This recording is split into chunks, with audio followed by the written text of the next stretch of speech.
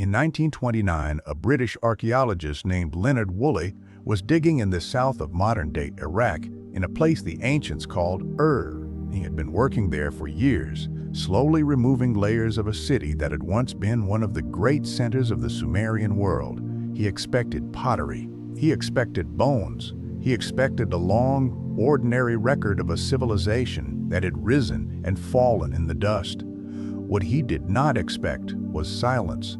At a certain depth, his workers struck a layer of pure, sterile clay, 2.5 meters thick. No fragments, no charcoal, no tools, no bones. Just clay, packed tight, as if something had pressed the world flat and then walked away. Woolley stopped the dig. He thought, at first, that they had reached the bottom of the city, the bottom of human occupation, the natural ground beneath everything. So he ordered his men to keep going, almost as a formality, to confirm that nothing lay beneath. And then, beneath the clay, the artifacts began again. Pottery, tools, the remains of houses, another civilization, older than the one above, separated from it by that strange, silent band of sediment. Woolley wrote home to his wife with a single sentence that has been quoted ever since.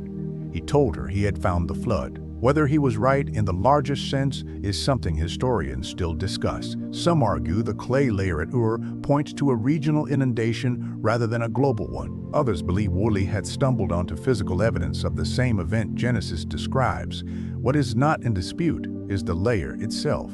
It exists. You can see it in the museum records. You can read the field notes. There is a band of clay in the earth at Ur that separates two distinct human worlds, and the lower one is older than anyone in 1929 was prepared to admit. This is where the story has to begin. Not in heaven, not in the garden, but in a quiet, sealed layer of mud beneath a Mesopotamian city, the kind of thing that does not announce itself. Because the question this episode is going to follow is not whether the flood happened. The question is, what kind of world had to exist before God looked at it and decided that water was the only answer? To answer that, we have to go beneath the clay. We have to read what is written in Genesis chapters 4 through 6, slowly in its original sequence without rushing toward the ark. We have to look at the names that appear there because they are not decorative, they are record. We have to listen to a second source, the Book of Enoch, which the early church read and which preserves a memory the canonical text only hints at. And we have to set all of this beside what the Sumerian king list quietly says about kings who reigned for tens of thousands of years before the waters came. The pre-flood world was not a primitive prologue. It was not cavemen waiting for civilization to begin. According to the texts we have, it was something stranger and far more advanced. And something inside it had gone wrong on a level that could not be corrected. The clay at Ur is the seal on that world. Beneath it, the story begins. Chapter 2, a city named after a man who should not have built one. The first city in the Bible is not built by a righteous man. It is built by a murderer. Genesis 4 tells us that after Cain killed his brother Abel, he was sent away from the presence of the Lord, marked, exiled, told that he would be a wanderer on the earth. And the very next thing the text says about him is that he built a city. He named it after his son, Enoch, not the later Enoch who walked with God, but an earlier one, the son of Cain. Read that sequence slowly. A man is told he will wander. He responds by building walls. The first urban settlement in Scripture begins as an act of refusal, a refusal to drift, a refusal to depend on God for shelter, a refusal to live as the verdict required.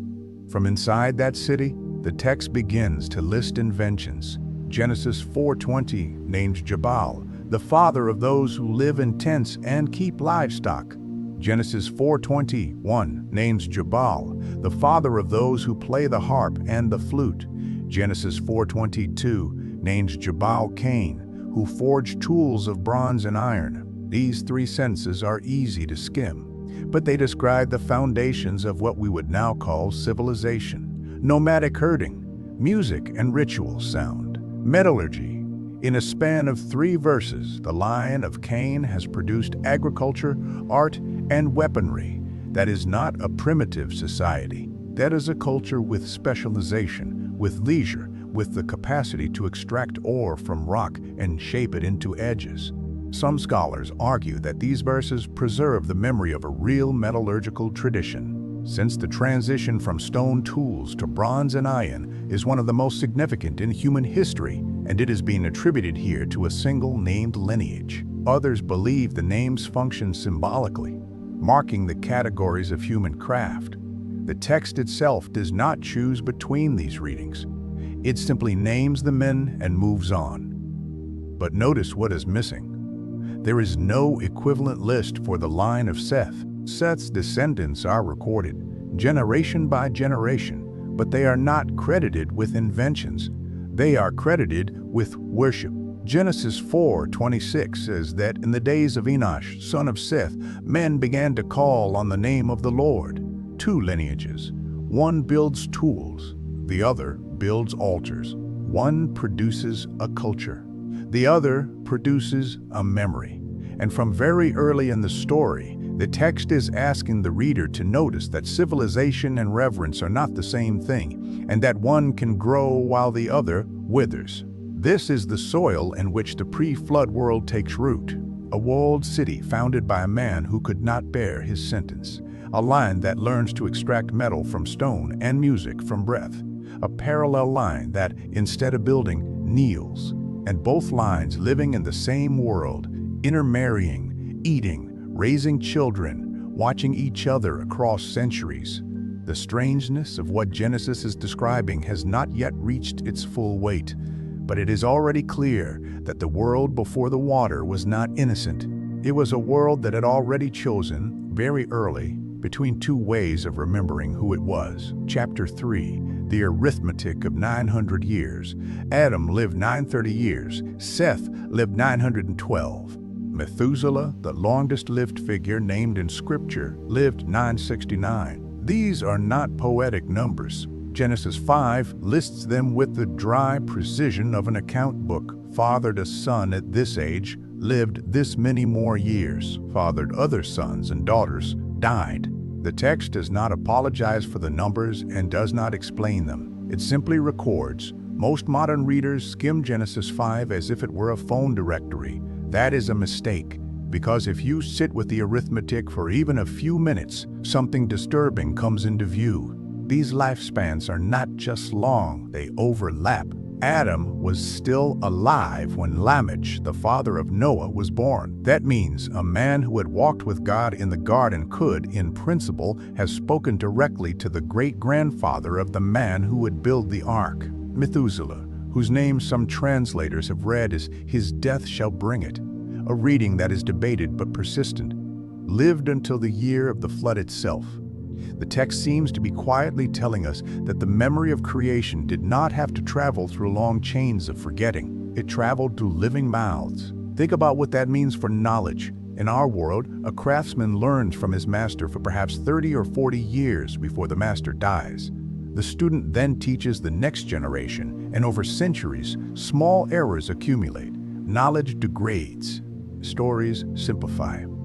The original meaning of a ritual is forgotten by the third generation that performs it. We compensate for this loss by building institutions, schools, libraries, archives that hold knowledge outside any single human life.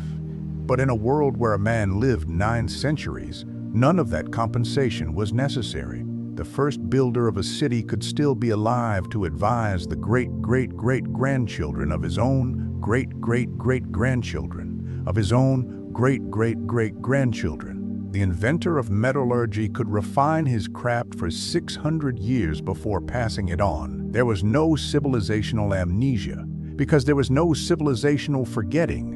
Everything that had been learned was still being remembered by the people who had learned it. This is one of the reasons the Mesopotamian archaeological record presents such a strange picture. Sites like Eridu, Uruk, and do not show the slow, hesitant emergence we would expect from a population learning agriculture, writing, and architecture for the first time. They show sudden complexity. Urban planning appears almost fully formed. Writing emerges with grammar already in place. Temple architecture follows precise mathematical proportions from the earliest layers. Some archaeologists have spent careers trying to explain this acceleration. The conventional explanation is that the evidence of earlier, more primitive stages has simply been lost. That may be true, but the Genesis account offers another reading. It suggests that the people who founded these cities were not just beginning, they were continuing. They were carrying forward knowledge that had been preserved across centuries in single lives, refined through generations that overlapped rather than replaced one another. There is also a darker side to this longevity, and the text hints at it without spelling it out. If a man lives 900 years, he has 900 years to harden, 900 years for a grudge to deepen, 900 years for a small compromise to become a settled habit, 900 years for the consequences of an early choice to ripple outward into a vast, extended family. We tend to imagine moral corruption as something that grows over generations.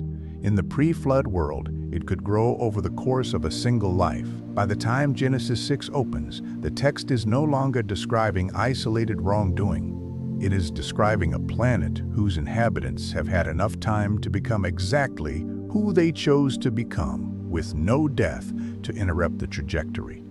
And it is into that planet, fully informed, fully equipped, fully grown into itself, that the next part of the story arrives. The part the text has been circling around since chapter 4.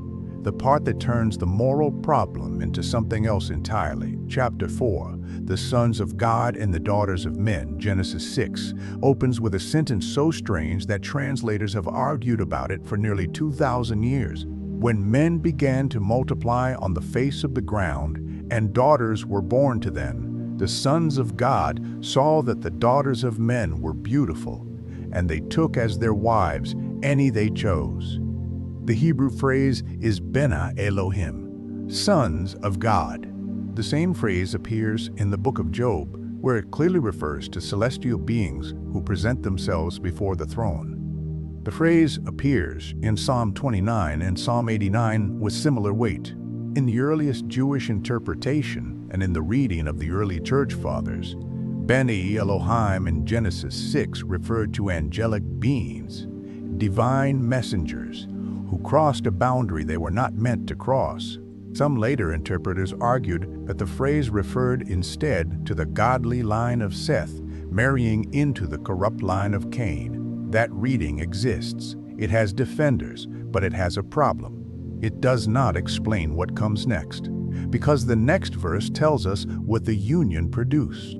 There were Nephilim on the earth in those days, and also afterward, when the sons of God came into the daughters of men, and they bore children to them. These were the mighty men who were of old, the men of renown. Nephilim, the word itself, is contested. It comes from a Hebrew root that some scholars connect to the verb to fall, producing the translation fallen ones. Others link it to a root meaning to cause to fall, producing the translation those who cause others to fall. Either reading carries weight.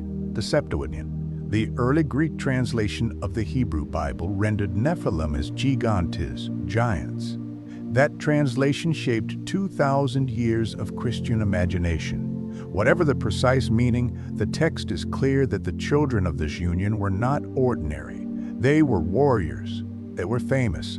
The phrase men of renown is a literal translation of the Hebrew Anshi Hashem, men of the name. They were the kind of figures whose names traveled, whose deeds were remembered, whose presence reshaped the societies they entered.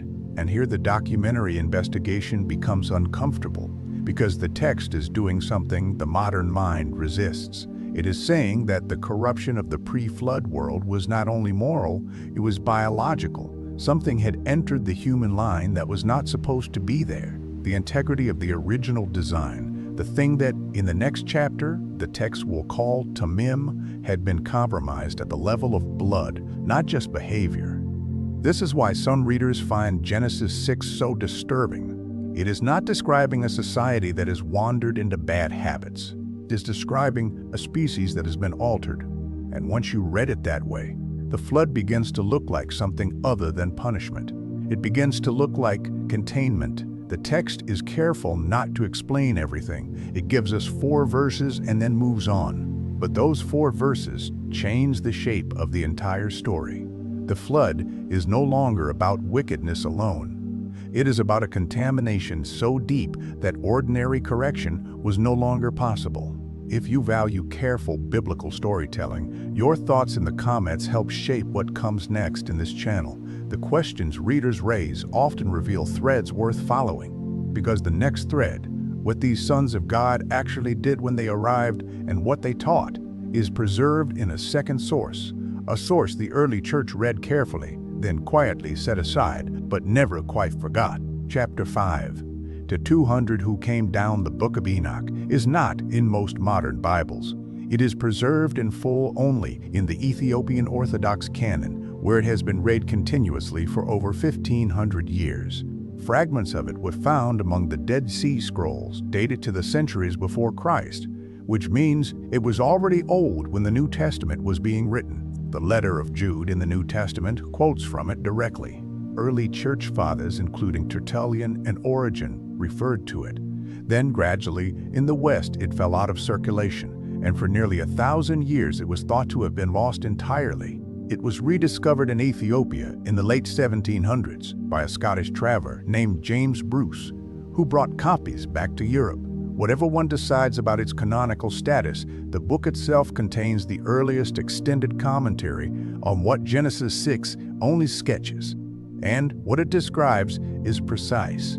According to the Book of Enoch, 200 angelic beings, called Watchers, made a pact with one another on the summit of a mountain. They had seen the daughters of men, they desired them, and they knew that what they were about to do crossed a line they could not uncross.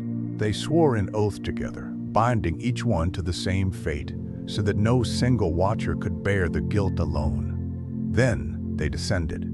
The book names their leaders, Semjaza, Azazel. It lists them like a roster. And then it tells us what each one taught. Azazel taught humans how to make swords and knives and shields and breastplates. He taught them metallurgy, not for tools, but for war. He taught them how to extract precious metals and how to fashion ornaments, bracelets, painted decorations, the use of cosmetics to enhance the eyelids. The book lingers on this detail, as if vanity itself were a kind of forbidden craft.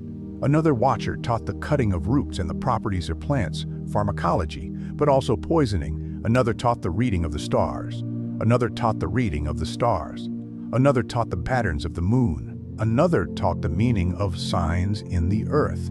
The Book of Enoch presents these teachings as a single corrupting transmission, knowledge that humanity was not ready to hold, given by beings who had no right to give it, used in ways that accelerated the trajectory the world was already on. The result, according to the text, was catastrophic.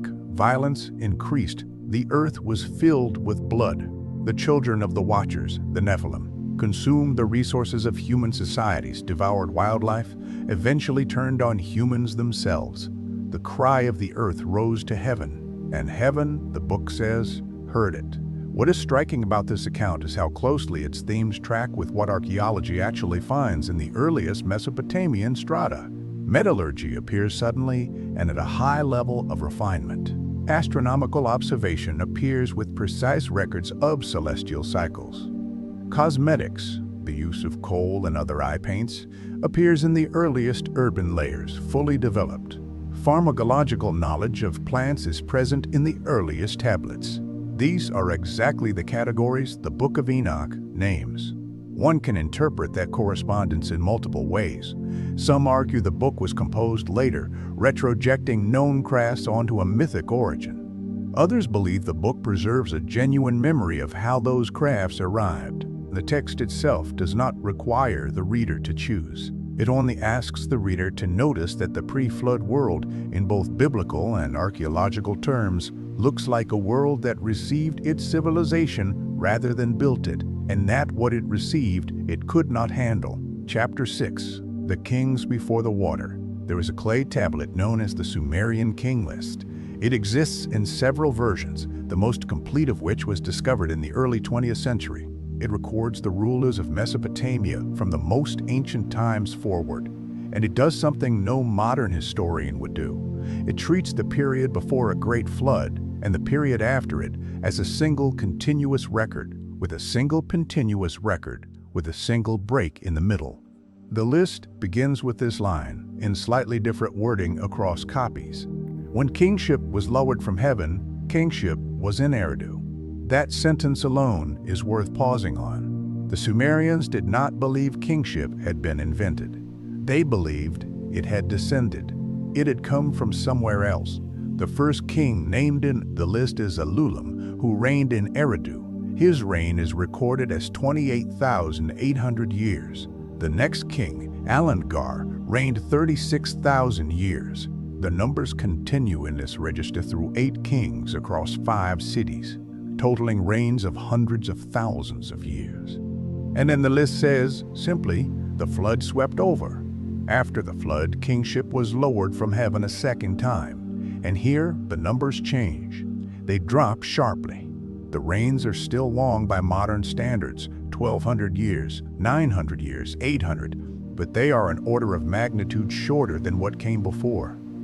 As the list moves forward through history, the reigns continue to shorten. By the time the list reaches Gilgamesh, the famous king of Uruk, whose epic survives on cuneiform tablets, his reign is recorded as 126 years, long but recognizably human. By the end of the list, the kings reign for decades, the way kings actually reign. What the Sumerian king list preserves is a memory of a world in which lifespans were vastly longer, a memory of a catastrophic interruption, and a memory of a diminished world afterward. The pattern matches the biblical pattern almost exactly. Genesis records lifespans of 900 years before the flood.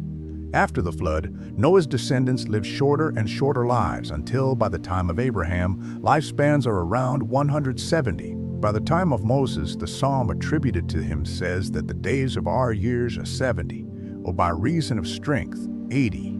2 independent sources written in different languages, preserved by different cultures, neither dependent on the other, describe the same trajectory. A long-lived world, a flood, a shortened world. Some historians argue that the Sumerian numbers are symbolic, encoded according to a sexagesimal system that should not be read literally. Some argue that the Genesis numbers are similarly stylized. Others believe both records preserve a genuine historical memory of pre-flood longevity. The texts themselves do not ask for our verdict. They simply place the two worlds side by side and let us look at them. Chapter 7. The sky that broke open. When the flood finally comes in Genesis 7, the text describes it with 2 specific phrases that most readers move past too quickly. It says that the fountains of the great deep burst forth and the windows of heaven were opened. 2 sources of water, one from below, one from above. The order matters. The text mentions the deep first. Something beneath the earth's surface ruptured. Subterranean water, vast quantities of it, broke upward. Then, in the same verse, water came down from above. The rains that followed lasted 40 days and 40 nights, but the deeper source kept feeding the flood for 150 days. This is not the description of an ordinary storm. It is the description of 2 reservoirs failing at once. The Hebrew word for the upper layer, the one that is opened, connects back to a word from Genesis 1, raka, often translated as firmament or expands. The verb form suggests something stretched, hammered out, like metal thinned by a smith. In Genesis 1, this rakia is what God places between the waters above and the waters below. The text seems to be telling us that the original design of creation included water above the atmosphere itself. What that water actually was, the text does not say. But the question has produced one of the more debated proposals in biblical cosmology, what is sometimes called the vapor canopy hypothesis. Proposed in various forms over the last century, the hypothesis suggests that a layer of water vapor surrounded the early Earth, held in suspension above the atmosphere. Such a layer, if it existed, would have filtered ultraviolet radiation, raised atmospheric pressure at the surface, and created a planet-wide greenhouse climate without sharp seasonal extremes. Under those conditions, biological aging could have proceeded more slowly. Plant growth could have been more luxuriant. The fossil records repeated evidence of enormous flora and fauna from earlier epochs, would fit such a model. Whether the hypothesis is correct in its physical details is something geophysicists and climate scientists continue to argue about. Critics point to the thermodynamic problems of holding such a layer in place. Defenders point to the consistent way ancient texts describe the sky as something solid that could be opened. The reader does not have to settle the question to take the text seriously. What the text says is that the flood was not only a weather event, it was a structural failure of the original creation. The boundary between the waters above and the waters below, the boundary that, in Genesis 1, was the very first act of separation God performed, collapsed. The world reverted briefly to the unformed state that had existed before that separation, and then it was rebuilt, but on different terms. After the flood, in Genesis 9, God speaks to Noah and makes a series of statements that subtly reset the conditions of existence. Animals will now fear humans, where before they had not. Humans may now eat meat, where before they had been vegetarian. The seasons are mentioned explicitly: seed time and harvest, cold and heat, summer and winter, day and night, as if these had not been fixed features of the previous world. The rainbow appears as a covenant sign, suggesting that the conditions for rainbows had not existed before. Each of these details suggests that the post-flood world was not the pre-flood world resumed. It was a new arrangement, a reduced arrangement, a world calibrated for shorter lives, sharper seasons, and a different relationship between humanity and the rest of creation. If this story is helping you see Scripture differently, you can stay with this channel. There is more like this coming. The story is not finished. There is one figure left to understand, because in the middle of all this, the longevity, the corruption, the watchers, the failing sky, the text keeps returning to one name. Chapter 8, The Man Called Tamim, Genesis 6,009, introduces Noah with 3 words that should be read slowly. The text says Noah was a righteous man, blameless in his generation, and Noah walked with God. The Hebrew word translated as blameless is tamim. It is the same word used elsewhere in the Hebrew Bible to describe sacrificial animals that were to be offered to God.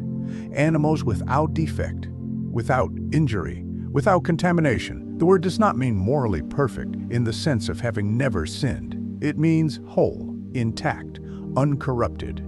Some scholars argue that the use of tamim in Genesis 6,009 carries a deliberate double meaning. Morally, Noah walked with God in a world that had stopped walking with God. But genetically, and the Hebrew allows this reading, Noah's lineage had remained uncontaminated by the union described earlier in the chapter. The corruption that had spread through the human line, the corruption hinted at in the Nephilim accounts and expanded in the book of Enoch, had not reached him. He was, in both senses, intact. This is why the text presents Noah's selection not as a reward for moral excellence, but as a recognition of integrity that had become rare.